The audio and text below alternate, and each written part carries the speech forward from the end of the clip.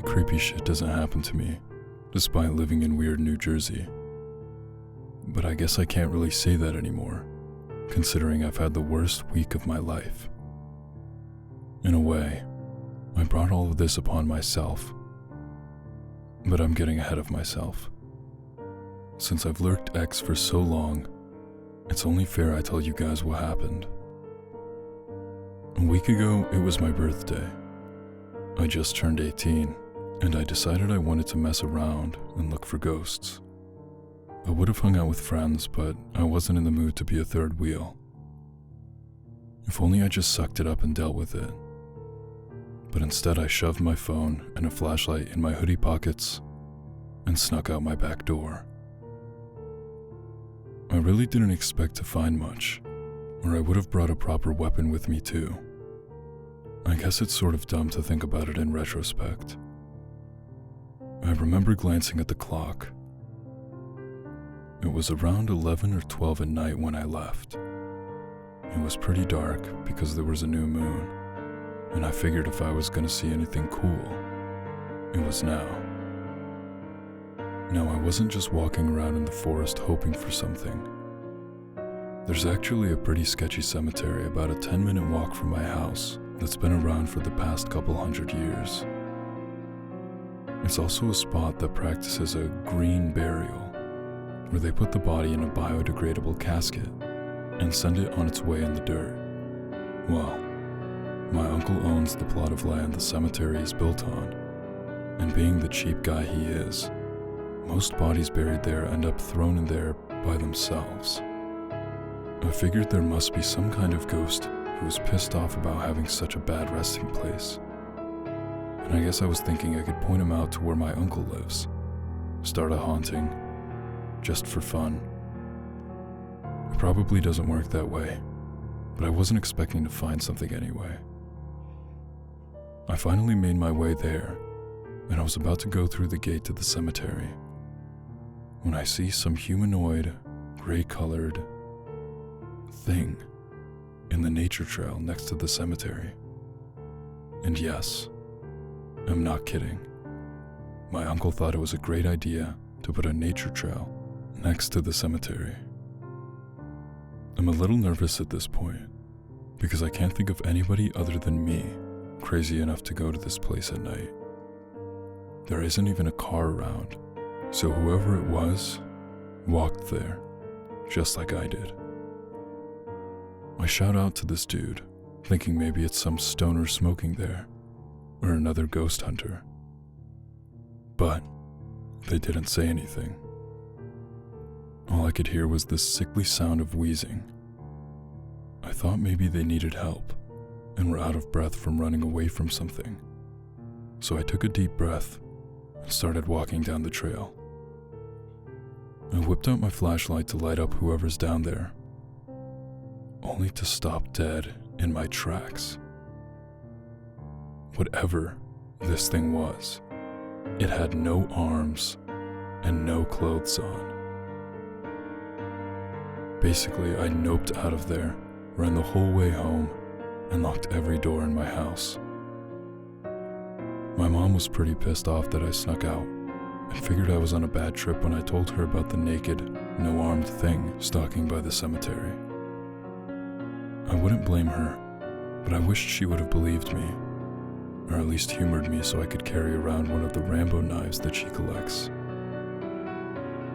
I was still pretty shaken up. This freak of nature had to know where I lived, because I don't run that fast. I rationalized it with myself. I didn't see the thing behind me, and I didn't hear that horrible wheezing sound, so I decided I shouldn't worry about anything, and a couple days later, I was sleeping regularly again.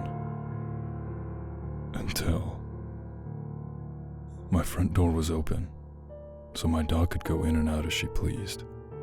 Her name is Piggy, and she's an inside dog but house trained, so she will go outside when she needs to use the bathroom. Dogs always have a favorite place they like to go, and her spot was smack dab in the middle of the field in front of my house. Piggy ran outside, and a minute or so later, I heard her barking. I'm a little confused because she normally never barks, so I figure there must be a stray cat around or something, which leads me to get up to see the situation. That thing was standing in the middle of the field, fixated on my dog. He had a toothy, cocky grin on his face, and the little teeth he had in his mouth looked as if they were about to rot out. He was completely hairless and gray all over, with fox eyes.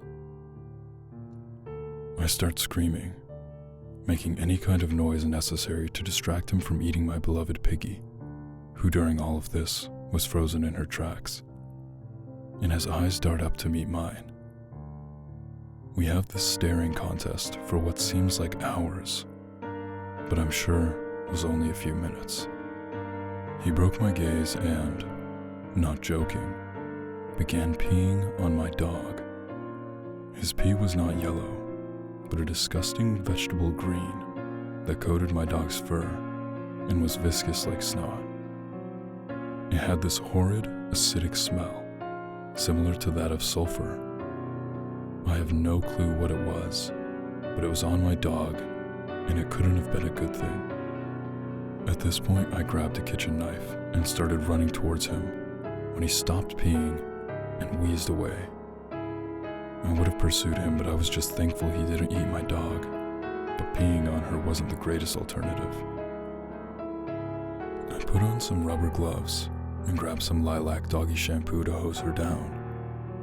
Piggy normally doesn't like baths, but I'm sure she was happy to get that stuff off of her. I went to bed a few hours later, but not before locking all the doors. I was not taking any more chances with this guy. I didn't know what to do about him that night, so I decided to sleep on it. Now normally, Piggy sleeps with me, but that night I never felt her climb next to me, and the one time I woke up, it seemed as if she was staring in the distance. I woke up and my mom was crying, telling me there was something wrong with Piggy. She was wheezing, and I instantly thought of that no-armed creature peeing on her, but I shook it from my memory pretty quick to tend for my dog. I remember she had this sad look in her eyes, and she wouldn't drink any water or even eat meat. I was scared and sped to the vet, who referred me to the hospital, who had her stay overnight.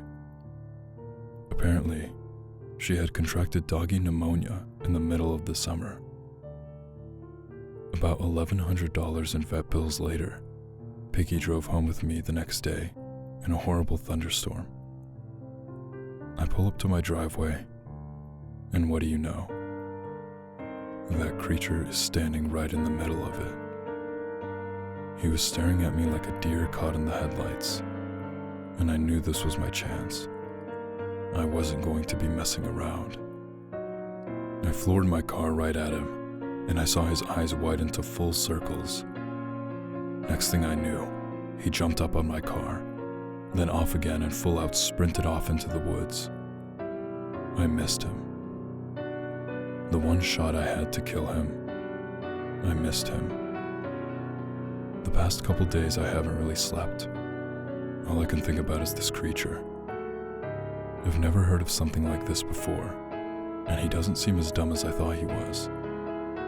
I know he's planning his next move, and I'm scared as to what this could do to me or my family. I really don't know what to do, X. I've gotten only 10 hours of sleep this whole week, and I know I'm not going to be able to keep it up soon. I'm scared to close my eyes. Scared that as soon as I do, he'll be back, but in my room, doing God knows what. Does anyone have any experience with a creature like this? I can't stay awake forever.